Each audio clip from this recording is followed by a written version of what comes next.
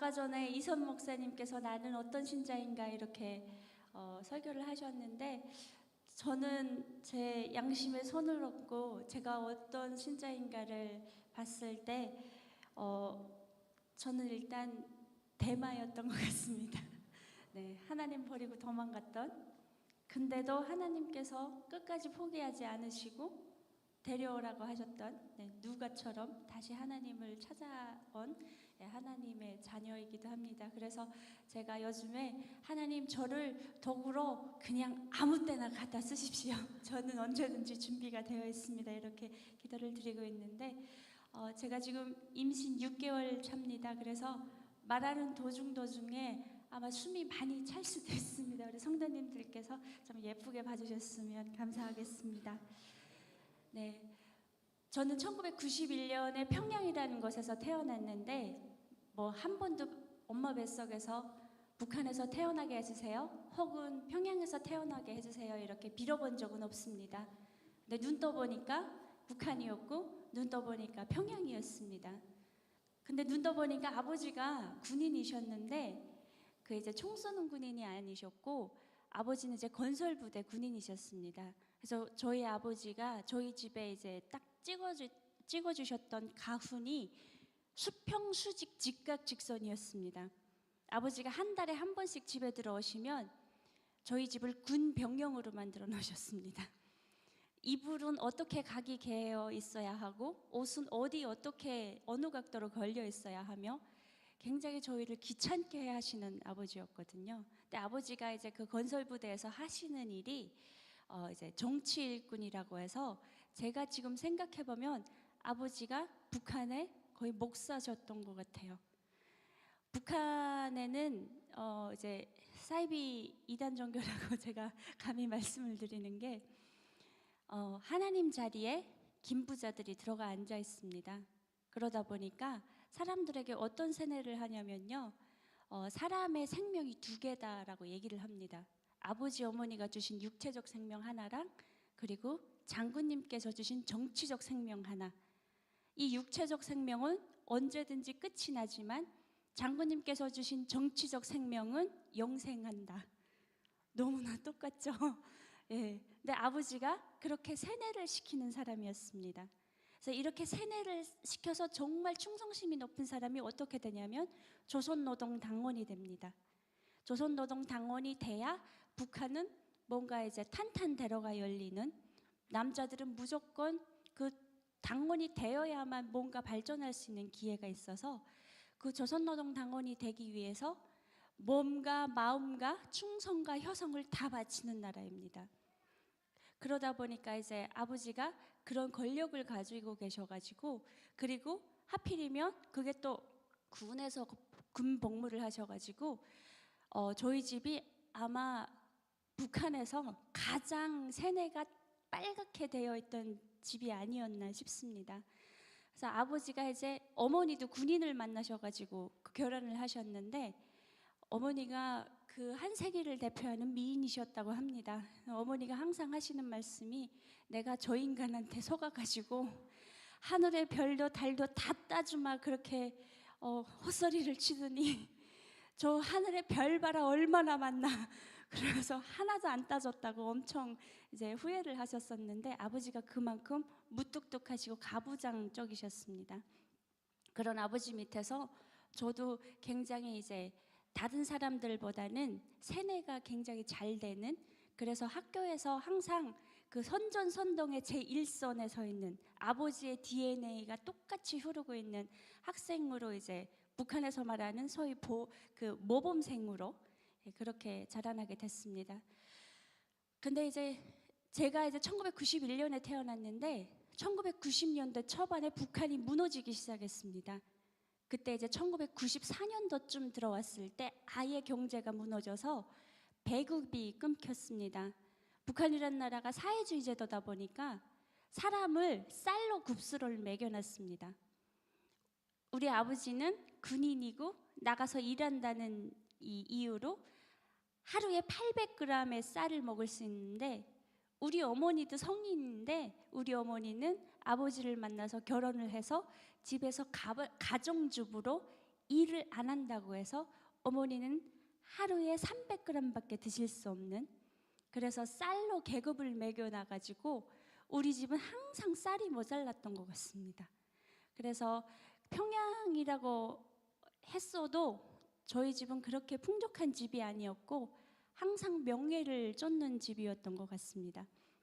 아버지가 한 달 월급을 북한 돈으로 8,000원, 그때 시가로 대한민국 돈으로 1,000원을 받으셨는데 1,000원을 가지고 쌀 1kg만 사고 그 이상은 아무것도 못 사는, 그런 이제 아이러니한 그 경제 체제가 되면서 그때부터 자본주의에 눈뜨기 시작을 합니다. 이건 우리 집뿐만이 아니라 비단 거기에 사는 모든 북한 주민들이 그때 1990년도 초반에 경제난이라는 고난의 행군을 겪으면서 어느 집이나 그렇게 변해갔던 것 같습니다. 그래서 그때부터 이제 그 사회주의 그 경제 체제가 무너지면서 저희 집에도 직격탄이 이제 날아오기 시작을 하는데, 그때부터 아버지가 자기의 그 정치 일꾼이라는 권력을 가지고 그때부터 뭐 월권행위 그리고 뭐 그 이제 하지 말라는 불법 행위를 해가지고 그 권력을 가지고 저희를 먹여 살리셨던 것 같습니다. 그래서 그 어린 나이에도 그 돈 때문에 고생하는 부모님들을 보면서 저희가 이제 자라났거든요. 그래서 북한이 그때 90년대 초반에 태어나서 자라난 세대를 이제 장마당 세대라고 부르기 시작을 합니다. 왜냐하면 장마당이라는 그런 대한민국의 재래시장 같은 시장에서 자본주의 경제 그 체계가 시작이 됐다고 해서 그 장마당이 이 꼬마이들을 먹여 살렸다고 해서 저희 세대를 장마당 세대라고 부릅니다. 그리고 대한민국의 MZ세대랑 나이대가 똑같습니다. 3040 세대인데 이 3040 세대가 지금 북한의 주력을 이루고 있습니다. 이 3040 이 장마당 세대의 특징이 한 가지 있는데요. 첫 번째 특징은 당과 수령에 대한 충실성보다는 내가 잘 먹고 잘 살아야 사회주의도 지킬 거 아니냐, 이렇게 생각의 변화가 많은 세대입니다. 그리고 두 번째 특징은 한류를 아는 세대라는 겁니다. 그때 이제 고난의 행군이라는 걸 겪으면서 별의별 산전수전 공중전을 다 겪은 이제 북한 주민이 되어가지고 그들의 인성마저 정말 생각도 못할 정도로 파괴가 되어버렸습니다. 그래서 이제 고난의 행군 시기에 굶어서 돌아가신 분들이 정말 수도 없이 많았고 저희 옆집 큰어머니도 윗집 할머니도 다 굶어서 돌아가셨습니다. 평양인데도 불구하고. 근데 굶어서 돌아갈 때 그 분들이 항상 하나같이 하시는 말씀이 굶다가 사람이 그렇게 졸리답니다. 그래서 자면서 죽는다고 하더라고요. 근데 그 사람이 먹을 걸 찾는 걸 알면서도 줄 게 없어서 그 사람이 굶어서 돌아가는 걸 그냥 눈으로 지켜봐야 되는 그 가족들의 고통도 참으로 참 비참했던 것 같습니다. 그런 시대를 살면서 저희 이 3040 세대는 아버지 어머니를 당보다 더 따른 세대가 됐고 조선노동당보다는 장마당이 제일 순위로 되는 생각의 변화가 많은 세대로 이제 자라게 됩니다. 그래서 지금 요즘에 김정은이 나와서 자꾸 울거든요. 자기가 너무 마음 아파서 인민들이 못 사는 게 마음 아파서 울기도 하고 이제 그러는데 그게 다 이제 세뇌가 먹히지 않고 신격화가 먹히지 않아서 김정은 나름대로의 정치 쇼를 하고 있는 것 같습니다. 그래서 이런 세대에서 자라난 저희들 같은 경우는 이제 명예보다는 돈이 더 중요한 세대로 바뀌게 됩니다.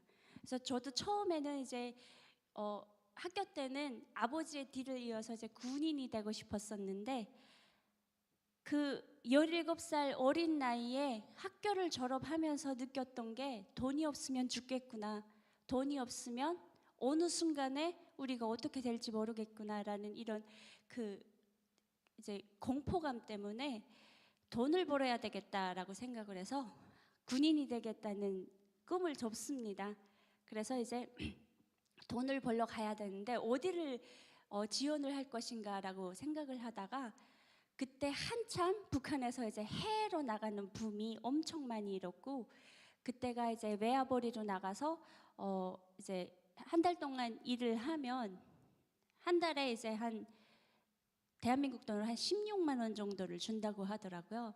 아버지가 이제 한 달 동안 뼈 빠지게 일하셔가지고 1,000원이라는 대한민국 돈의 그런 값어치를 받는데 16만 원을 받는다고 하니까 이제 기가 이만해진 겁니다. 그래서 저희 목표는 딱 한 가지였습니다. 아버지 때문에 고생하시는 우리 엄마를 조금 이제 행복하게 해드리고자 그래서 택했던 길이 이제 해외 북한 식당 나가서 거기서 4년 동안 일해서 $10,000를 벌어오는 게 제 목표였습니다. 4년 동안 이제 일을 하면 정말 잘 버는 애들이 그 생활비를 오기도기 모아가지고 $10,000를 맞춰서 이제 북한으로 다시 이제 오게 되면 그때 뭐 집에서 민족의 영웅이라고 떠받든다고 하더라고요. 그래서 이제 저도 4년 뒤에 민족의 영웅을 꿈꾸면서 캄보디아라는 나라에 평양냉면을 팔러 날아가게 됩니다.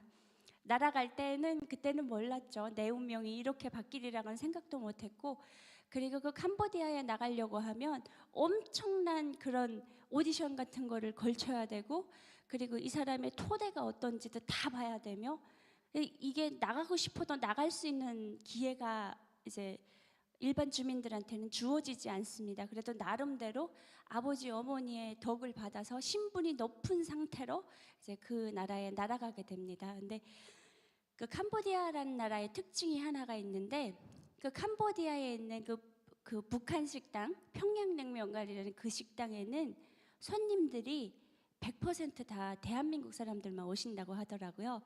그래서 그 캄보디아에 나가는 친구들만큼은 사상 그 정신 상태를 굉장히 검증을 더 많이 받았습니다. 다른 친구들이 외국어 공부를 할 때 저희는 외국어를 가르치지 않고 왜냐면 말이 통하니까 이 사람들한테 넘어가지 않도록 굉장한 그 사상 정신 상태를 검증받느라고 그때 제일 힘들었던 것 같습니다. 그래서 나라가 캄보디아라는 나라인데 그 나라에 이제 날아갈 때 제가 한 가지 바랬던 점이 한 가지 있습니다. 북한의 이제 어린 시절에 중학교를 한 졸업할 때쯤에 이제 저희 반 친구들이 막 몰려다니면서 그때 막 대한민국 드라마 막 노래 막 이런 걸 막 보고 다닐 때였어요. 근데 저는 이제 아버지가 너무 무서워가지고 그런 거 보면 집안이 망하거든요. 그래서 그거 잘못 봐서 아버지가 간부였는데 간부에서 철직되고 뭐 그걸 본 자식들은 사형을 당한다든가 이런 공포 정치를 너무 많이 했기 때문에 대한민국 드라마에 뭔가 이제 약간 뭐 그 체제를 비난하고 뭐 이런 약간 이제 그런 게 나오는 줄 알고 못 보게 한 줄 알았습니다. 그래서 저는 중학교를 졸업할 때까지 고등학교 졸업할 때까지 다른 친구들 다 봤는데도 불구하고 저는 끝까지 붉은 길을 지킨다고 하죠. 안 봤습니다. 근데 이거를 안 보니까 어떤 현상이 일어나냐면 친구들이랑 섞여서 말을 못 하겠는 거예요. 그래가지고 은근히 그 왕따 당하는 느낌 같은 게 드는 게 소통을 해야 되는데 아는 게 하나도 없으니까 그래서 이제 용기를 내서 아버지가 이제 한 달에 한 번씩 들어오니까 아버지한테만 안 걸리면 되겠다 싶어서 그래서 이제 몰래 친구들이랑 그 사춘기의 힘을 빌려가지고 대한민국 드라마가 아주 새로 나온 따끈따끈한 드라마가 있다고 하길래 그래서 몰려갔습니다. 가면서도 이제 마음속으로 마음의 준비를 단단히 했습니다. 나는 이 드라마를 굉장히 비판적으로 볼 것이다. 그리고 어떤 순간에도 흔들림 없을 것이다. 그리고 딱 한 개부만 볼 것이다. 왜냐면 친구들이랑 말할 때 그 이제 말에 섞어 놓을 요만한 그 소스 같은 것만 필요했으니까 나 그냥 그거 봤어 이 정도면 되니까 그래서 이제 들어가서 봤던 영화가 하필이면 KBS 드라마 꽃보다 남자의 F4 오빠들이었습니다.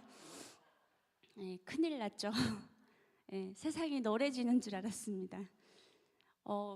그 F4 오빠들 중에 그 이민호 오빠가 완전 제 이상형이었는데요. 어린 시절에 선생님이 항상 공부를 왜 잘해야 되는지 선생님이 이렇게 훈육을 하시면서 애들을 막 이렇게 막 때리셨어요. 때리시면서 이제 너희가 왜 공부를 잘해야 되는지 막 이렇게 얘기를 하시면서 지금 저기 남조선에 엄청 어린 아이들이 너희처럼 공부를 못해서 돈이 없어서 학교에 못 간다 그러더라. 너희 얼마나 행복한 거냐. 국가에서 뭐 무상 치료를 다 해줘, 무상 교육 다 해줘, 공부를 이렇게 공짜로 시키니까 너희가 배가 불러가지고 공부 안 하냐 이러면서 그 남조선의 어린 소녀들이 그 뭐 미제의 군홧발 밑에서 신음하고 있고 깡통 차고 구두 닦기 하고 있고 껌파리 하고 있고 신문파리 하고 있다고 이렇게 얘기를 했거든요. 헐벗고 굶주린데요. 밥도 못 먹고 돈도 없어서. 그리고 명동에 가면 내 눈 사주세요라고 이렇게 간판 걸고 있는 소녀가 하나 있는데 그 소녀는 그 어머니 이제 약값이 필요해서 자기 눈을 팔아서 그 약값을 구하겠다고 눈 팔겠다고 하는 소녀가 있다고 합니다. 그래서 진짜 제가 그 말이 사실인가 해서 대한민국에 와가지고 명동에 가봤지 않습니까? 예, 진짜 갔는데 진짜 헐벗고 굶주리긴 했더라고요. 아가씨들이 삐짝 말라가지고 예, 나시에다 핫팬츠 입고 막 돌아다니더라고요. 근데 내 눈 사달라는 소녀는 단 한 명도 없었습니다. 우리 대한민국에 오니까 의료보험이 얼마나 잘 돼 있는지 저도 이제 무상치료제는 여기 대한민국이 짱이라고 할 만큼 놀라 자빠졌던 적이 한두 번이 아닙니다. 그래서 그날 이제 이민호 오빠를 보고 이제 비판적으로 보겠다라고 했던 저의 신념을 접었습니다. 왜냐하면 이민호 오빠의 얼굴이 절대로 비판적이지 않은 관계로 저는 그때 세상에 이렇게 생긴 남자가 영어나 일본어나 뭐 러시아어 외국어를 했으면 그만큼 와닿지는 않았을 것 같아요. 근데 나랑 똑같은 한국말을 하는데 그게 번역판 없이 들린다는 게 그게 더 충격이었습니다. 그리고 헐벗고 굶주린 애들이 학교를 못 간다는데 그 일부에서 이민호 오빠는 헬기 타고 학교 갑니다. 네, 그때 이제 처음으로 그 망치로 뒤통수를 얻어맞았다고 해야 되나요? 그런 느낌이 처음으로 그 어린 나이에 배신감이 들더라고요. 그래서 선생님이랑 이 드라마들 중에 누구 하나는 분명 거짓말한다. 내 이 거짓말을 밝힐 것이다. 라고 해서 그때부터 대한민국 드라마 죽순이가 되어버립니다.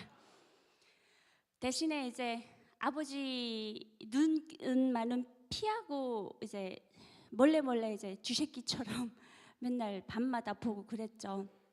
그때 이제 대한민국 드라마를 다 역주행하기 시작했습니다. 대한민국 드라마 처음 들어와서 북한 주민들을 그냥 다 울려버린 드라마가 천국의 계단입니다. 권상우 오빠가 사랑은 돌아오는 거야 막 이렇게 하는 명대사입니다. 그래서 이 한류 때문에 진짜 잘못한 오빠들이 몇 명 계시죠. 요즘에는 가장 잘못한 오빠가 제가 최근에 듣기는 방탄의 지민 오빠가 많이 잘못했다고 그러더라고요. 그 정도로 대한민국 남자들에 대한 북한 여심이 막 하루아침에 왔다 갔다 할 정도로 그렇게 변했습니다. 그래서 연애관도 변했고 이 프로포즈법도 변했고 북한에는 그런 말이 있거든요. 100번 찍어서 안 넘어가는 나무가 없다. 그래서 이제 남자들이 이 여자가 너무 마음에 들었을 때 한 100번은 찍어줘야 여자가 한 1000번 튕기고 100번은 찍어줘야 넘어간다. 이런 얘기가 있을 만큼 남자들이 굉장히 집요했습니다. 여기 같으면 이제 바로 스토커법으로 처벌이 되는 그런 상황임에도 불구하고 북한 여자들은 그런 남자들이 되게 멋있는 줄 알았거든요. 근데 그 판들을 확 뒤집어 놓는 이민호 오빠도 있었지, 권상우 오빠도 있었지, 사랑에 불시착한 오빠도 있었지, 자꾸 어려운 걸 해내는 유시진 오빠야도 있었지. 별의별 오빠야들이 싹 다 나오면서 이제 고백법이 달라졌습니다. 그래가지고 내가 너를 좋아하는데 너는 나를 어떻게 생각하니 하면서 싫다고 하면 벽돌장을 가져다가 자기 머리를 까던 이런 남자들이 이제 많이 없어지고, 요즘에는 혹시나 너 좋아하냐? 아니면 네, 보이냐 내 맘? 뭐 이러는 명대사 하나쯤은 이제 해줘야 이제 여자들이 받아들이는 이 연애관까지 다 바뀌었습니다. 그래서 요즘에 북한에 법을 뜯어 고쳤다고 합니다. 오빠를 오빠로 부르지 못하는 법. 이게 무슨 법이냐면 평양문화보호법이라고 해가지고요. 내가 태어났는데 내 친척이나 직계 중에 오빠가 있으면 그 사람은 오빠 맞습니다. 근데 사회생활 하러 나갔는데 우리 유명한 오빠 있잖아요. 교회 오빠. 예. 교회에 나갔는데 만약에 대한민국 교회에 나갔는데 여기 잘생긴 오빠들 보고 어느 오빠 이렇게 찾으면 북한에서 법에 걸립니다. 그럼 어떻게 불러야 되냐? 동지라고 불러야 됩니다. 어느 동지 이렇게 불러야 됩니다. 그래서 이 문화보호법을 만들어낼 만큼 그 괴뢰말투를 따라하는 거를 김정은이 그렇게 싫어했다고 합니다. 김정은 입장에서 생각을 해보십시오. 김정은한테 누가 오빠라고 불러주겠습니까? 예, 그 사람은 오빠를 부르는 순간에 바로 모가지가 날아가니까 자기가 오빠가 될 수 없으니 차라리 너희들도 되지 말아라 해가지고 그냥 오빠라고 부를 수 있는 홍길동법 같은 걸 다 만들어냈다 이겁니다. 그래서 그때 이제 이민호 오빠를 보고 내 첫사랑은 이민호였고 내 이상형도 이민호로 이제 바뀌어버렸습니다. 그래서 이제 그 드라마를 그렇게 막 역주행하면서 보면서 대한민국이란 나라가 진짜 잘 사는 나라였구나. 선생님이 지금까지 거짓말을 했구나. 근데 선생님 입장도 이해가 되는데 선생님도 모르실 거 아니에요. 선생님 못 봤으니까. 선생님은 아직도 대한민국 못 사는 나라인 줄 알 겁니다. 근데 우리 같이 이제 이런 세대를 이제 겪은 사람들은 대한민국이라는 나라 다 잘 살아라고 이론적으로 다 깨우친 세대가 된 겁니다.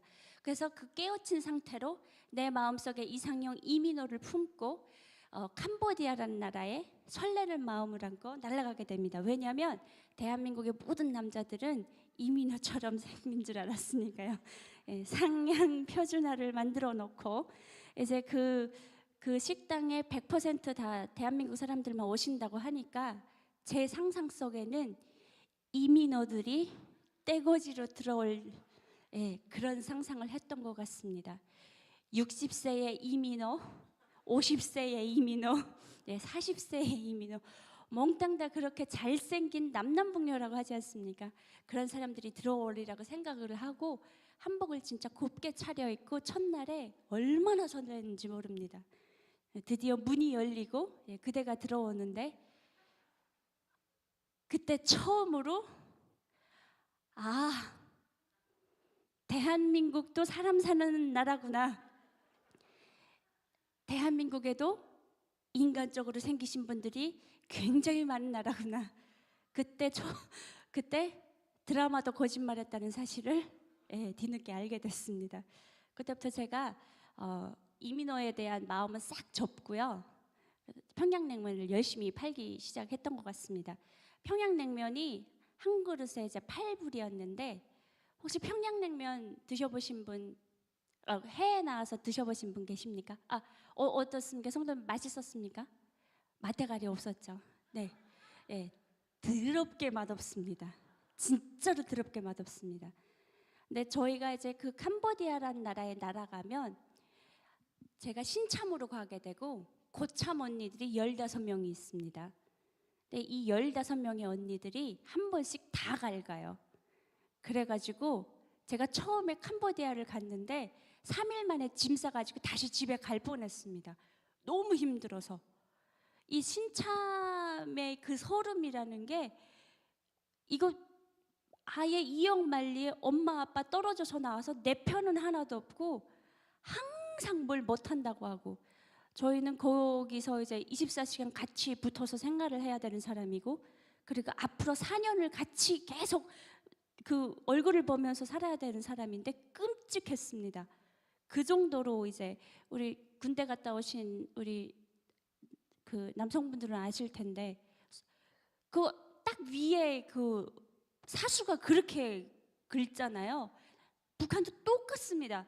그것도 북한 식당에서. 그래서 북한 식당 종업원들이 처음에 나가서 어떤 그 이제 증상들이 생기냐면 몽유병을 앓습니다. 진짜 심하게 앓는 경우에는 저는 침실에 불 내는 언니까지 봤어요. 그리고 항상 그 이제 그 일에 계속 쩌들러 있다 보니까 자기가 하는 일을 밤에 일어나서 시연을 해요. 이렇게 안녕하십니까 아빠 이쪽입니다 이러면서 화장실 문 열어주고, 밤에 보면 굉장히 무섭습니다. 머리 다 이렇게 풀어헤치고, 그런 그 몽유병을 막 하면서도 서로 갈글내기 하고 서로 이제 감시하고 통제하고, 이건 이럴 수밖에 없는 게 북한 보위부에서 24시간 CCTV를 계속 가동하고 있거든요. 우리가 어떤 얘기를 하는지 어떤 행동을 하는지. 그러니까 애들이 스트레스가 너무 쌓여 있으니까 이 스트레스를 서로 자기 동료들한테 푸는 겁니다. 근데 거기서 가장 약자는 신참이었습니다. 왜냐하면 힘이 제일 약하고 아는 게 없으니까 그냥 무지몽매하게 그냥 맞는 거예요. 근데 이런 신참들한테 가장 큰 고통이 하나 있었는데 평양술을 파는 것이었습니다. 평양술 혹시 들쭉술이라고 들어보신 적 있으십니까? 평양의 굉장히 유명한 술인데, 이 술을 누구한테 파냐면 그 이제 손님으로 오시는 대한민국 손님들한테, 그것도 남자들한테 가가지고 술 한 병 사주세요 이렇게 팔아야 돼요. 근데 내가 이때까지 엄마 아빠 손에서 금이야 억이야 떠받들리면서 내 딸 귀하다고 이렇게 자란 애가 나가서 누구한테 뭘 사달라고 하는 게 너무, 이게 얼굴이 너무 따끔따끔거려가지고 못 팔겠는 겁니다. 근데 이거를 못 팔면 이 경쟁 순서를 이렇게 매겨놔가지고 맨 마지막 꼴등을 하면 사람들 모인 앞에서 막 생활총화하고 사상비판하고, 이게 너무 고통스러워가지고 서로 이제 팔레기를 하는데 마지막에 강매를 막 하게 되는. 그래서 대한민국 KBS 뉴스에 저희 식당이 많이 나왔습니다. 평양술 강매한다고 모자이크 처리 이렇게 돼가지고 언제 또 드셔보시겠습니까 하면서 음성변조 막 이렇게 돼가지고 그 정도로 치열했습니다. 그래서 그 신참들한테는 그 술 멘트 하는 게 그렇게 죽기보다 고통스러웠는데, 그 신참들한테 정말 오아시스와 같은 팀이 하나 있었거든요. 그 팀이 바로 교회팀이었습니다.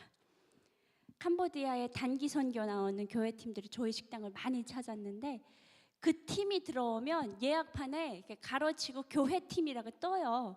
근데 교회팀이 처음에 뭔지 몰랐어요. 저 이제 신참이다 보니까 교회팀이 뭐예요? 라고 선배 언니한테 물어보니까 술 안 마시는 팀이라고 그러더라고요. 그러면서 거기는 술 멘트 안 해도 된대요. 내심 너무 좋은 거예요. 왜 술 멘트 안 해요? 라고 물어봤더니 이상한 사람을 믿는데요. 네. 그래서 어떤 사람을 믿는데요? 그랬더니 몰라 네가 가서 봐 이러더라고요. 그래서 교회팀이 하도 궁금해가지고 우리 사람들이랑 좀 다르게 생겼나?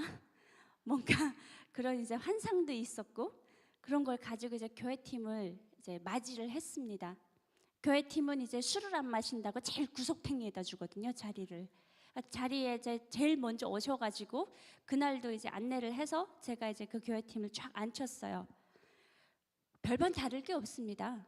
뭐 같은 한국말하고 눈도 두 개고 코도 안 하고 입도 안 하고, 그냥 보통 사람들이었는데 갑자기 밥 먹기 전에 어떤 분이 자 그럼 기도합시다 라고 하면서 밥상에 앉아가지고 기도를 드리더라고요. 기도라는 것도 몰랐어요. 그게 무슨 기도인지 뭔지도 몰랐는데, 그 밥상에 저희가 이제 이제 이런 반찬들을 다 세팅을 해놓습니다. 세팅을 해놓고 이제 손님들 딱 맞이 앉아서 그냥 바로 밥상 앞에서 밥술을 뜰 수 있게 만들어놨는데, 예로부터 우리 어머니가 밥상 앞에서 장난치는 놈 나한테 맞는다 그랬거든요. 그래서 앞에서 뭐 소리를 내거나 노래를 부르거나 조금만 딴짓을 하면 어머니가 이제 숟가락으로 막 이렇게 때리셨는데, 이분들은 밥상 앞에서 지금 한 5분간 기도를 드리는데 이 안에서 열불이 나더라고요.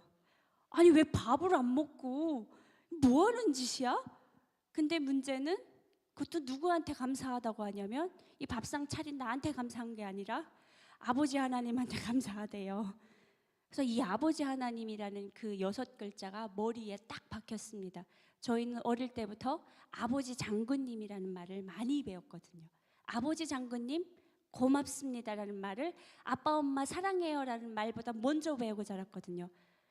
근데 아버지 장군님 말고 아버지 하나님도 있어? 이게 뭐지? 그때 처음으로 들었던 아버지 하나님이었습니다.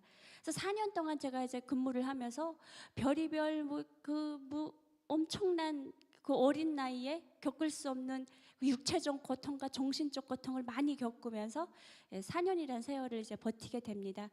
그 시간 동안 저한테 이제 단골이 하나 생겼는데, 아까 전에 그 더럽게 맛없다는 평양냉면을 저 때문에 365일 중에 370일을 드시러 오시는 아주 유명한 단골분이 생기게 됐습니다. 이 사람은 이 나라의 그 건설회사 직원으로 파견 온 사람인데 어느 순간에 저한테 이제 빠져가지고 저 때문에 이제 저희 식당에 그 더럽게 맛없는 냉면을 먹으러 오는 그런 고통을 이제 감내하면서도 오게 된 분이거든요. 너무 감사한 분이었죠.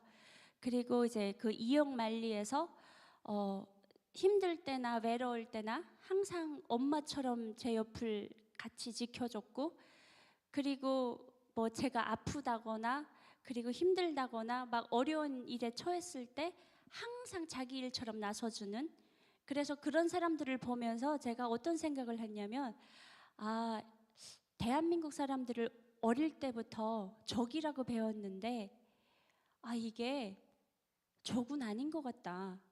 맨 마지막 4년 차쯤에는 이 사람들이 가족이 될 수도 있겠구나라는 생각을 많이 하게 됐습니다. 그래서 이제 저희가 한 3, 4년 되면 교방을 시킵니다. 무조건 북한으로 들려보내거든요. 그래서 제가 이 이유를 세뇌가 깨지니까 요거 조금만 더 넘기면 애들이 이게 세뇌가 다 벗겨져가지고 도망갈까 봐 보내는 걸 알게 됐습니다.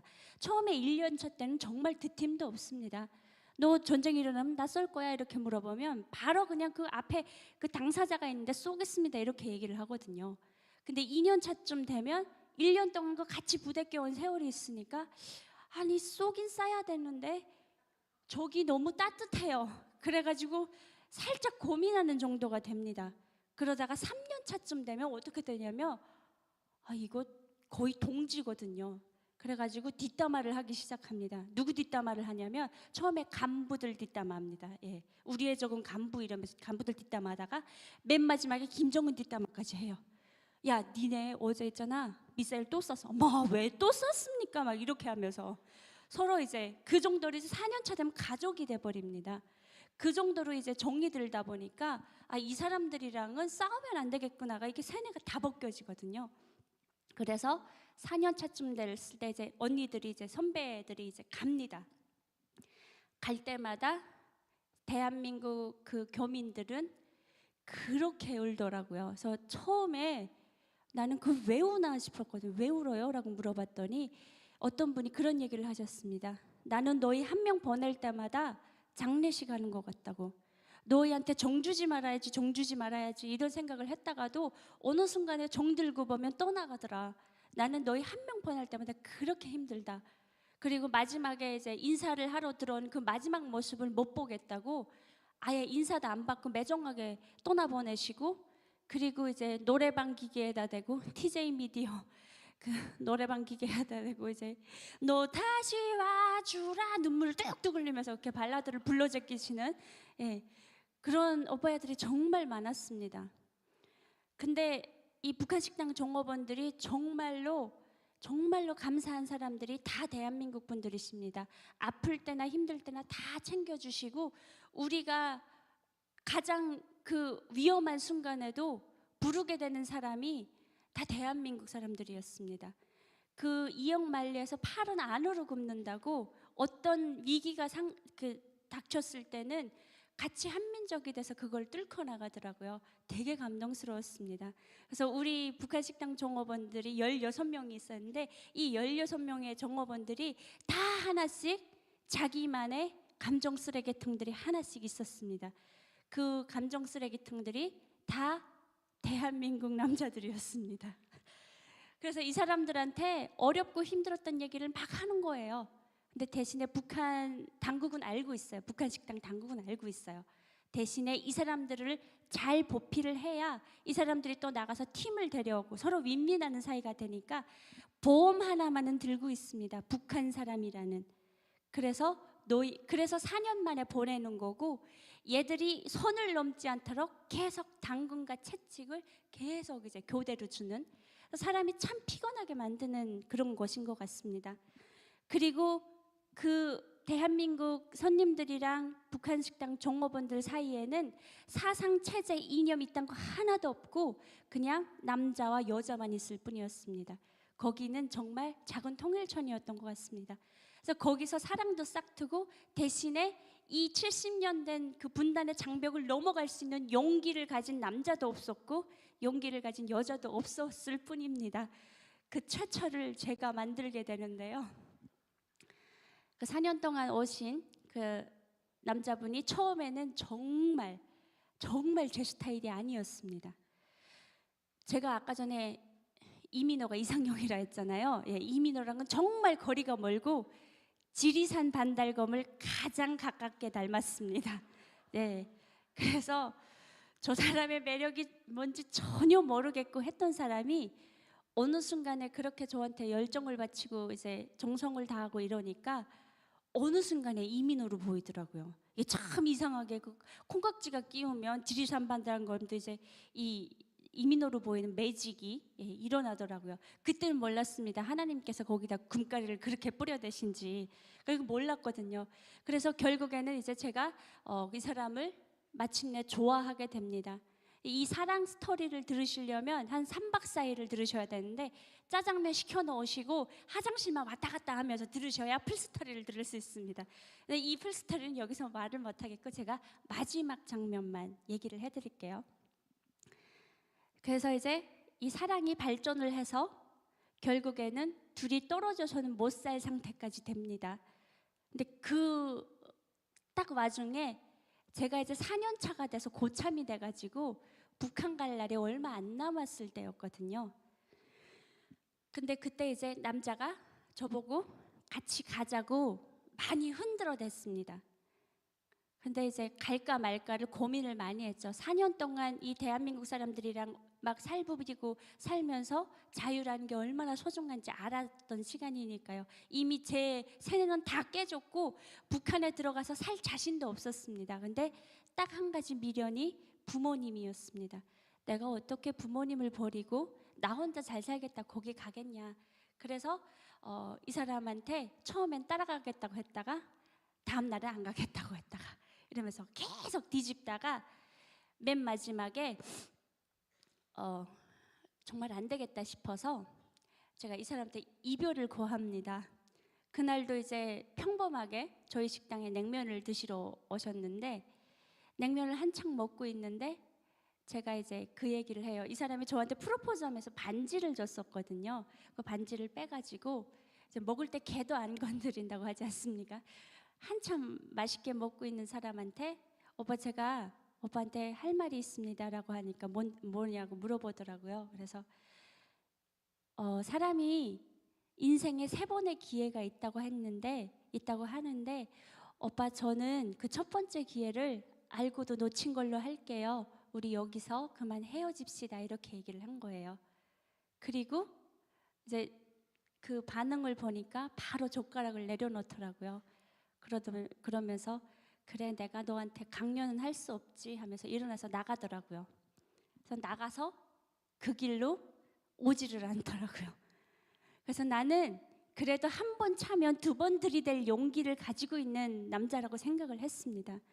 대한민국의 저출산이 우리 대한민국 남자들의 용기와도 많이 관련되어 있는 것 같은데 정말 한 번 찼다고 대한민국으로 날아갔더라고요.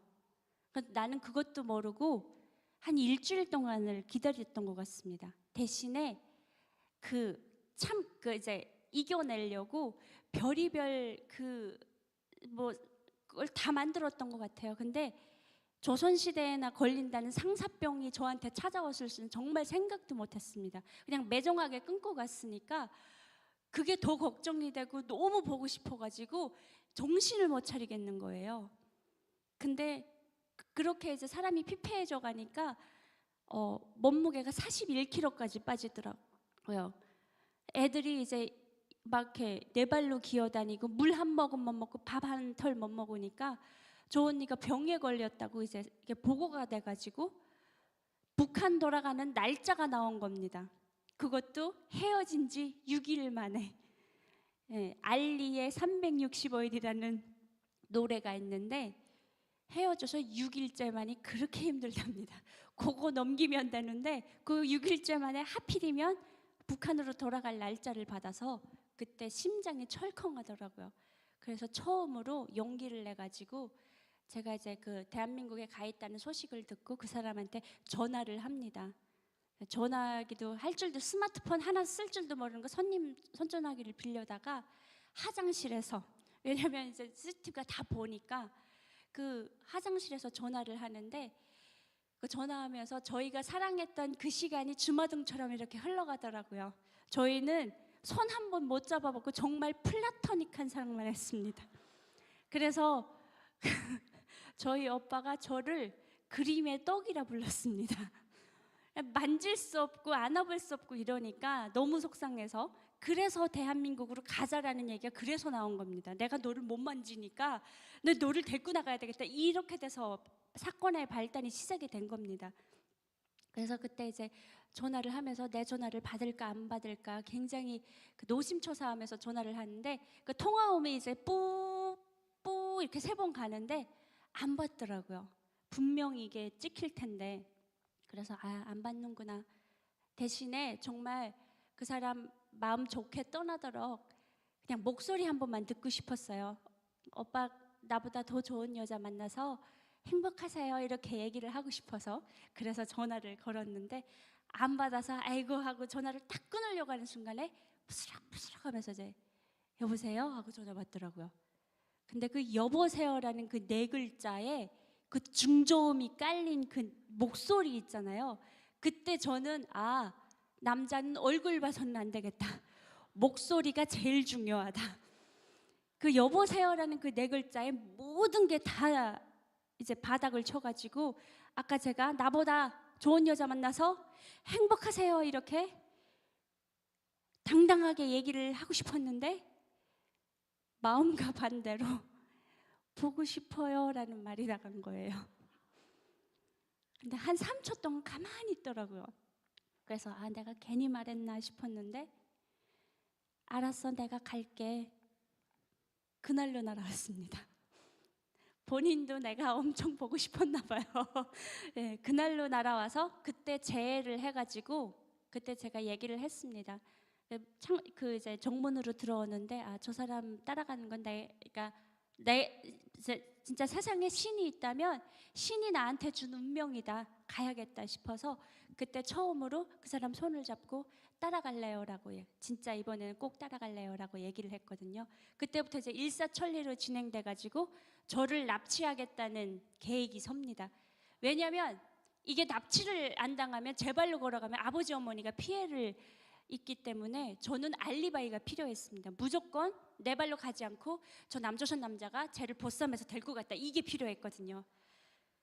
그래서 이제 저를 납치해 주세요 그랬더니 정말 혹시 여기 T를 가지신 분들 계신가요? 이게 농담으로 던진 말이었는데 정말 실행을 한 거예요. 납치범들을 사가지고 저희 식당에 들여보냈습니다. 근데 납치범이 어리버리해요. 예, 저희 식당에 들어왔는데 제 사진을 이렇게 보여주면서 야 가서 이렇게 생긴 애 잡아와 이렇게 보여주니까 이렇게 보더니 알겠대요. 들어가더니 들어왔는데 애들이 깜짝 놀라. 지가 또 당황해요. 둘이 들어왔는데 막 살펴요. 그래서 얘네 왜 이러냐 해서 보니까 우리가 다 똑같이 생겼더랍니다. 다 유니폼 다 똑같이 입고 있고, 그리고 화장도 이제 북한 화장법 정말 특이합니다. 진하게 하고, 가면을 쓴 것 같으니까 누가 누군지 못 알아보는 거예요. 그래서 북한 식당 종업원들한테 납치범들이 내쫓기는 사건이 발생을 합니다. 그래서 내쫓겨가지고 나왔는데 저희 오빠한테 가서 왜 못 잡았냐 그랬더니 형 다 똑같이 생겨서 누가 누군지 못 알아보겠어요 그러더래요.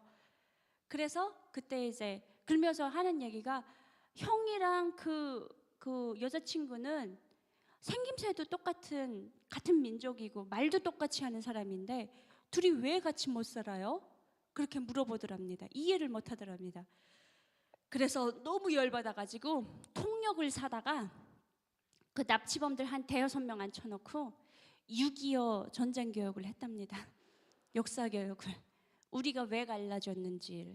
그래서 그 얘기를 다 듣고 그래서 나는 너희가 도와주지 않으면 이 여자랑 평생 못 살고 나 평생 울면서 살 것 같다 이렇게 얘기를 하니까 그 납치범들 중에 한 사람이 막 펑펑 울면서 형 내가 그 여자 꼭 잡아다 줄게요 막 이러면서 충성의 맹세를 하고 이제 저를 잡으러 떠난 거죠. 근데 문제는 제가 북한 식당 안에 있을 때는 이게 불가능합니다. 그래서 제가 외출을 나갔을 때 납치를 하자 이렇게 2차 납치 계획을 세웠거든요. 2차 납치 계획을 세웠는데 제일 중요한 거는 제가 그 식당을 나와야지 그게 실행이 가능한 건데 이게 내보내주지를 않는 겁니다. 북한 식당 이제 그 북한 식당에서 북한으로 돌아갈 때 이렇게 선물 사라고 그 시장 같은 데 이렇게 내보내주거든요. 근데 정말 저 때는 안 내보내주더라고요. 그래서 그때 이게 무슨 보이부가 눈치를 챘나 그 생각도 했어요.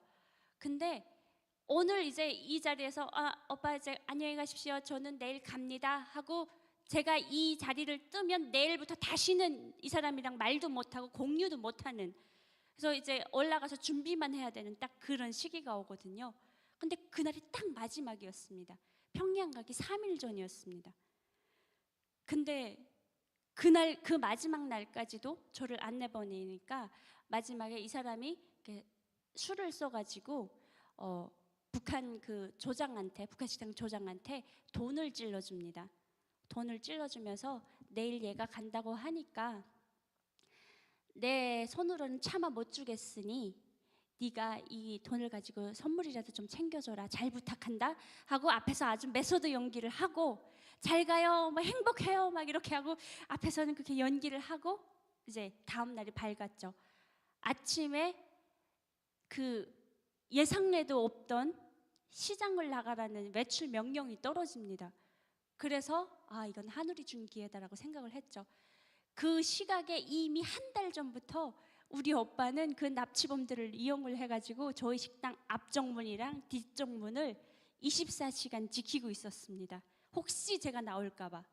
그리고 이 사람도 이제 그날 차 안에서 그 밥 먹는 그 자리 비우는 시간에 혹시라도 내가 나올까봐 그 차 안에서 라면을 시켜 먹다가 제가 나온 걸 보고 라면 다 집어버리고 그리고 저를 이제 뒤따랐다고 하더라고요. 저는 그냥 아무 생각 없이 그 툭툭이라는 그 풍차를 타고 오토바이를 타고 이제 시장을 가는 길이었거든요. 근데 옆에 이제 조장이라는 이제 돈 받은 여자, 그 여자 감시자로 따라붙어요. 또 둘이 이제 나가는데 툭툭이에 탁 올라서서 이제 쫙 대로변을 달리는데 갑자기 뒤에서 오토바이 한 10대가 무슨 사혈행진 하듯이 제 뒤를 쫙 따라붙는 거예요. 그러더니 막 이렇게 자기네까지 무슨 고개를 하듯이 확 가면서 오케이 하면서 가더라고요. 그래서 쟤네들이 왜 그러냐? 저는 그때 화장도 안 했었습니다. 외출복을 입고 있어가지고. 근데 이 외출복 입고 화장 안 한 얼굴까지 다 인식을 시켰더라고요. 안면 인식을. 그래가지고 제 얼굴을 완벽하게 인식을 한 다음에 그 시장에 가가지고 뭐 여러 가지 뭐 사러 엄청 돌아다니다가 맨 마지막에 제가 속옷 매장을 갔습니다. 북한에 속옷이 굉장히 비싸거든요. 그래서 캄보디아에서 속옷 진짜 많이 사갈 것이다 하고 이제 속옷 매장을 갔는데 속옷이 정말 싸요. 한 뭐 세트당 뭐 한 개당 뭐 이제 0.5불 이렇게 합니다. 그래서 그 속옷 세트장에 가가지고 조장언니 나 이거 마음에 듭니다. 이거 사주세요 라고 하고 옆에 보니까 더 예쁜 거 있더라고요. 그러니까 야 너 이거 살래? 그래서 이거 사주십시오 하고 그 잔돈으로 바꾸는 사이에 저한테 미션이 딱 하나가 있었는데 5m만 떨어져라였습니다. 너무 딱 붙어 있으면 납치를 못하니까 그 같이 나가는 사람이랑 5m만 떨어져라가 제 미션이었는데, 그거 돈 계산하려고 거기 서 있는 사이에 옆에 가다 보니까 거의 한 7m, 8m 떨어졌더라고요. 그래서 내가 어머 진짜 떨어지긴 떨어졌네 이러면서 보고 있는데, 갑자기 누가 제 오른손을 탁 하고 집어 든 거예요. 그래서 깜짝 놀라서 이렇게 보니까 아까 전에 그 펑펑 울었던 납치범이 잡았다 연엄을 정말 그 이제 뿌듯한 얼굴로 나를 탁 보면서 조용하래요. 그 사람의 손을 잡고 한 200m를 뛰어가서 그 꿈에도 그리던 지리산 반달검한테 저를 인계를 했습니다. 문제는 지금부터예요. 저희가 지금 여건이 없이 도망 나왔지 않습니까? 나는 어디를 가야 되냐면 태국으로 가야 됩니다. 태국으로 가서 이민자 신청을 해가지고 나는 대한민국 국민이 되고 싶습니다라는 신청을 해야 대한민국으로 들어갈 수 있거든요. 근데 캄보디아에서 태국까지 2시간 걸립니다. 근데 그 2시간 가다가 그 국경에다 다 이 돈을 줘서 이제 이걸 뇌물을 해서 그냥 바로 넘게 만들어놨는데, 하필이면 거기서 시간이 걸리는 바람에 저희가 이틀을 머물게 됩니다. 이틀을 머물고 국경을 넘으려고 보니까 이미 북한 쪽에서 캄보디아에 협조를 해가지고 국경을 막아놓은 상태로라고요. 쥐새끼도 못 도망가게.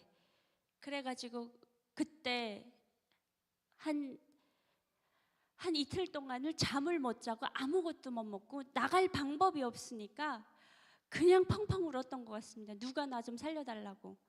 그러면서 이제 이 사람도 이제 할 게 아무것도 없고 어디 도움 받을 데도 없고, 그래서 그때 한 24시간 내내 불을 못 껐어요. 너무 무서워서 혹시라도 보이브가 나를 잡아갈까 봐.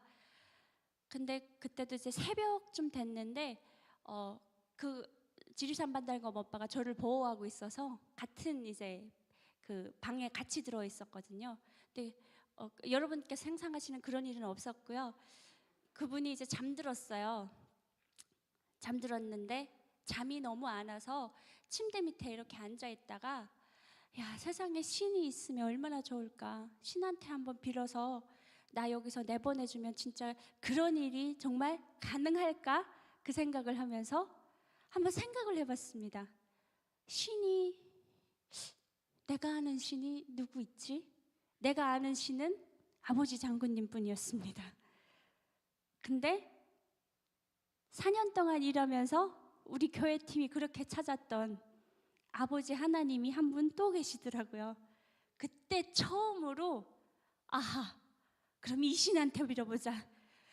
아버지 하나님이 아버지 장군님보다 셀 것 같으니, 지금 아버지 장군님이 나를 잡겠다고 저렇게 풀어놨으니 아버지 하나님한테 한번 빌어보자 해서 그때 처음으로 침대 밑에 이제 무릎을 꿇고 앉아서, 아버지 하나님 혹시 듣고 계신다면 저 좀 살려주세요.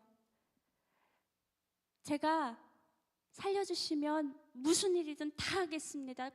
제발 저 좀 살려주세요 라고 얘기를 했거든요. 제가 여기서 죽으면 우리 아버지 엄마도 큰 피해를 당합니다. 꼭 살려주십시오. 예수님의 이름으로 기도드립니다. 이딴 건 하나도 몰랐고 그렇게 하고 잠이 들었습니다. 다음 날에 어떤 기적 같은 일이 일어나냐면, 태국 이제 대한민국 대사관에서 저희가 도망간 사실을 알고 저희가 거기다 신고를 했었어요. 우리가 사실은 이렇게 도망을 나왔는데 지금 그 국경이 막혀서 못 간다라고 했는데, 그 대사관 측에서 처음에는 자기네가 해줄 일이 없다고 했었습니다. 없다고. 그러다가 이제 그 다음 날에 전화가 왔는데 그 전화 온 사람은 다른 분이었습니다. 다른 분이 어떤 얘기를 하냐면, 북한 사람이 나 좀 살려주세요라고 하기 전까지는 자기네가 도울 수 없다고 하더라고요. 근데 그 신청이 들어왔기 때문에 저희가 도와줄 수 있다고 하면서 3시간 뒤에 그 건물 밑으로 내려가라 그러더라고요. 그래서 이제 3시간 뒤에 제가 이제 전화를 받고 이제 내려갔더니 앞에 기적 같은 일이 저를 기다리고 있었습니다. 그 나라 경찰이 저를 잡겠다고 그렇게 그 이제 쌍심지를 키고 돌아다녔을 그 시각에 저희 앞에 경찰차를 갖다 놨는데 아마 그 캄보디아에서 가장 센 경찰 총장의 차를 갖다 놨나 봅니다. 앞에 이렇게 왕별이 2개 이렇게 박힌 그런 군복 탁 걸쳐져 있는 그 차랑 운전기사가 와 있더라고요. 그러면서 저희 보고 타래요. 그래서 처음에 경찰서 가는 줄 알고 아니라고 하면서 이런 A4 용지에다가 뭘 하나를 보여주더라고요. 이게 무사 통과 이제 풀패스하는 그런 이제 증서더라고요. 그거를 가지고 국경을 갔습니다. 국경을 가서 정말 옆에서 저를 잡겠다고 뒤지는 북한 사람들 얼굴을 다 보면서 썬팅된 차 안에서 정말 눈썹 하나, 손톱 한 가닥, 머리 한 가닥 안 다치고 그냥 바로 그 기적같이 국경을 넘게 됩니다. 그때 처음으로 아버지 하나님 고맙습니다. 제가 하나님 시키는 거 다 할게요 라고 하면서 그때 아버지 하나님은 잊어먹었죠. 왜냐하면 내가 살았으니까. 예, 그리고선 이제 대한민국에 와서 그 사람이랑 결혼을 하고 딸을 낳아서 한 이제 지금 10살이 됐거든요. 오자마자 허니문 베이비가 생겨가지고 그래서 이제 그 사람이랑 열심히 잘 살려고 그냥 대한민국에서 돈 많이 벌고 열심히 잘 살려고만 생각을 했었습니다. 하나님은 새까맣게 있고 그러다가 이제 제가 활동을 하게 되면서 하나님을 알게 됐는데 그 하나님을 처음에는 잘못 믿었습니다. 아까 전에 그 우리 대마처럼 잘못 믿고 세상의 돈을 우상하고 물질을 따르고 막 이러면서 하나님을 그냥 도구로만 생각을 하고 하나님을 팔아먹으면서 제가 하나님을 이렇게 믿으니까요 막 이러면서 간증도 서고 별의별 짓을 다 했던 것 같습니다. 어느 날 저한테 큰 고난을 주시는데 거의 저희 집안이 풍지박살날 만큼 그렇게 사랑을 해서 넘어온 지리산 반달검과의 그 결혼이 깨질 만큼의 그런 큰 고난을 주셨습니다. 그 고난을 겪으면서 사람한테도 치워보고 돈한테도 치워보고 그러면서 방황을 하게 됩니다. 하나님 떠나가게 돼요. 하나님 다시는 안 믿을래요. 그러고선 하나님을 이제 도망갔는데 그 도망가서 그 삶도 참 비참했었습니다. 그 방송에 나와가지고 얼굴을 조금 알렸다고 연예인병 같은 게 걸려가지고 사람들한테 그 인정받겠다고 항상 돈을 쫓아가는 인생이 됐고 그러다 보니까 가정에 소홀하게 됐고 별의별 일이 많았는데 어느 날 이제 저랑 같이 활동을 하던 언니가 저를 위해서 기도를 한번 해주겠다고 하더라고요. 그래서 그 언니가 굉장히 신실한 크리스찬입니다. 근데 그 언니가 이제 하도 절절하게 얘기를 하길래 그래 한번 해봐라 하고 이제 기도를 부탁을 했는데 그 언니가 제 손을 잡고 이제 기도를 한 20분간 드렸는데 그때 처음으로 제가 하나님한테 회개를 하는 그런 계기가 됐던 것 같습니다. 그 언니의 기도를 다 듣고 그리고 이제 집으로 가는데 그날따라 참 감사라는 찬양이 듣고 싶더라고요.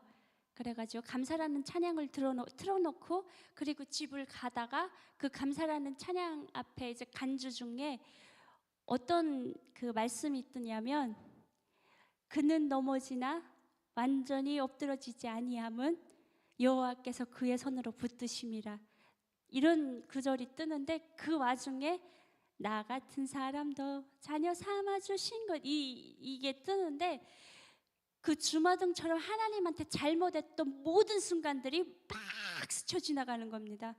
그래서 그때 차를 세우고 그 차를 세워놓고 그 안에서 펑펑 울면서 하나님한테 회개를 했던 것 같습니다. 하나님 잘못했습니다.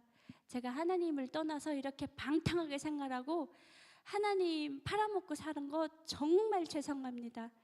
앞으로는 하나님 앞에 이렇게 죄짓지 않고 살겠습니다 라는 얘기를 하고 그때부터 다시 하나님의 자녀로 살겠다고 생각을 하고 교회를 찾아갑니다. 교회를 찾아가서 그때부터 신앙생활을 하면서 기도도 이제 열심히 드리고 그리고 부모님들에 대한 기도를 이제 많이 드렸던 것 같습니다. 북한에 계신 우리 아버지 어머니 좀 잘 덜 봐달라고 계속 그런 기도를 드렸었는데, 저희 아버지 어머니는 이제 제가 북한 식당에서 도망을 온 뒤로 그냥 바로 딸 때문에 군복도 벗으셨고, 그렇게 자랑스러워하던 평양 시민권도 박탈당하셔가지고 황해도에 자천되셔서 북한에서 가장 신분이 낮은 농장원으로 지금 생활을 하고 계십니다. 그 소식을 듣고 정말 그 무너져가지고 정말 펑펑 울었었거든요. 그래서 이제 하나님한테 항상 그 얘기는 했었습니다. 통일되게 해주세요. 그래서 아버지 어머니 꼭 만나게 해주세요. 계속 그런 얘기를 드렸는데 어느 순간에 통일이 참 멀다는 생각을 하게 됐습니다. 아마 내가 죽을 때까지 통일이 안 될 것 같다 이런 생각이 드는데 너무 무섭더라고요. 그러면 나는 아버지 어머니를 만날 수 없지 않습니까? 그래서 그때 새벽에 일어나서 다시 하나님께, 하나님, 제가 죽을 때까지 통일은 안 될 것 같거든요. 그래서 말인데 북한에 계신 우리 아버지 어머니가 예수님 좀 알고 구원받게 해주세요. 그래서 내가 천국에 가서 아버지 어머니를 만날 수 있게 해주세요. 이렇게 기도 제목을 바꿨습니다. 근데 하나님께서 어떤 그 깨달음을 주셨냐면, 열심히 신앙생활을 하고 있던 도중에 이제 사명을 주신 것 같은데, 내가 아버지 어머니를 그렇게 만나고 싶다면 이제부터 내가 시키는 일을 제대로 한번 해봐라. 그래서 이제 한 걸음 평화 통일 기도회라는 그런 기도회가 생겼는데, 거기에 저를 홍보대사로 이제 목사님이 써주셔가지고 그때 사명을 제가 받게 됐습니다. 통일은 내가 대한민국에 가서 대한민국에 지금 나를 믿는다고 하는 나의 신도들, 나의 자녀들을 다 깨워라. 지금 그들이 잠자는 척을 하고 있다. 나는 그들의 기도가 안 들린다. 그러니까 네가 가서 진심으로 나의 목소리를 전하고 그들한테 너의 얘기를 다 해서 내가 이래서 통일을 원합니다. 성도님들 같이 기도를 하게 해주세요. 이렇게 해서 대한민국의 모든 교회들을 다 깨우면 그때 내가 통일 허락해 줄게. 그러면 아버지 엄마 만날 수 있잖아. 이렇게 깨달음을 주시더라고요. 그래서 그때 하나님 그냥 명령을 목숨 걸고 맞잡겠습니다라고 해서 제가 그 사명을 안게 됐고, 그래서 요즘에 대한민국의 전국 교회들을 찾아다니면서 성도님들 깨어나라고, 성도님들 제 기도의 목소리가 너무 작아서 하나님이 못 들으시니까요, 제 기도에 북한을 향해서 기도를 5초만 좀 해주세요. 목소리만 좀 합쳐주세요. 이런 간증을 하면서 다니게 됐습니다. 그래서 오늘도 이제 목사님께서 불러주셔서 이 영광의 자리에 섰는데, 제 간증을 들으시면서 우리 성도님들께서도 이 자유가 얼마나 소중하고, 지금 북한의 성도들은 이렇게 하나님을 소리 높여 찬양하고 마음껏 부를 수 있는 지하교회 성도님들의 그 상황이 아닙니다. 지하교회 성도님들은 정말 목숨 걸고 기도를 하거든요. 그들을 생각해서라도 우리 성도님들께서 북한에 대한 기도를 단 5초만이라도 10초만이라도 좋으니까 그렇게만 좀 해주십사 하고 제가 이 자리에 서게 됐습니다. 앞으로 우리 성도님들의 바람대로 하나님만 믿고 사는 하나님의 딸이 되기 위해서 열심히 살겠습니다. 감사합니다. 네. 다음은 제가 이제 찬양을 준비했는데, 찬양곡은 하나님은 너를 지키시는 자, 이 노래 한 곡이라, 그리고 오늘 또 어르신들이 많이 왔다 그래서 제가 이제 북한에서 가야금 전공을 했거든요. 이 가야금이 북한식 가야금입니다. 북한식 가야금은 특징이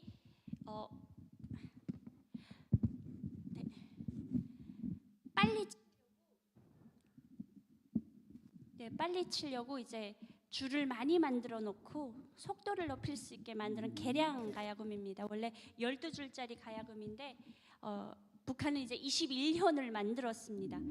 네, 대한민국에 오니까 북한에서 가야금 가져왔냐고 물어보시는 분들이 계시더라고요. 그렇게 탈북이 낭만적이지는 않습니다. 예, 대한민국에 와서 마쳤습니다. 그래서 이 가야금을 가지고 하나님께 찬양을 올려드리는 찬양곡도 준비를 하고 있고, 그리고 이제 대한민국의 축제장들을 다 찾아다니면서 또 하나님께서 벌어먹고 살라고 이런 달란트를 주셔서 제가 지금 가야금 연주자로 활동을 하고 있습니다. 그래서 처음 곡은 하나님은 너를 지키시. 제가 가수는 아니에요. 그래서 노래는 기대하지 마시고요. 네, 그냥 제 마음만 받아주셨으면 좋겠습니다. 하나님은 너를 지키시는 자, MR 좀 주십시오. 혹시 아시면 같이 따라 불러주세요. MR 높여주십시오.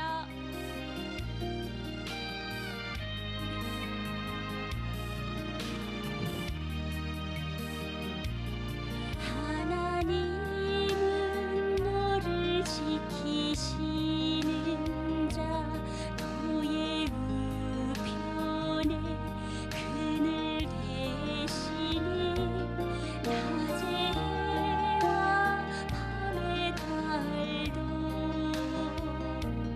너를 해치 못하리. 하나님은 너를 지키시는 자, 너의 환난을 면케하시니 그가 너를 지키시리라. 너의 출입을 지키시리라. 눈을 들어 산을 보아라. 너의 도움 어디서나 천지 지으신 너를 만드신 여호와께로다.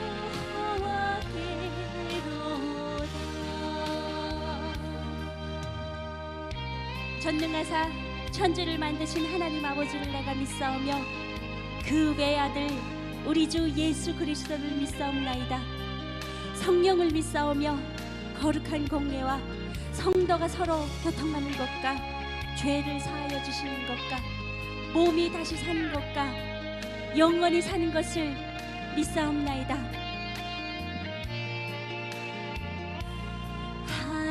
하나님은 너를 지키시는 자, 너의 우편에 그늘 대시니 낮에 해와 밤의 달도 너를 해치 못하리. 하나님은 너를 지키시는 자, 너의 환난을 면케하시니 그가 너를 지키시리라. 너의 출입을 지키시리라. 눈을 들어 산을 보아라. 너의 도움 어디서나 천지 지으신 너를 만드신 여호와께로다.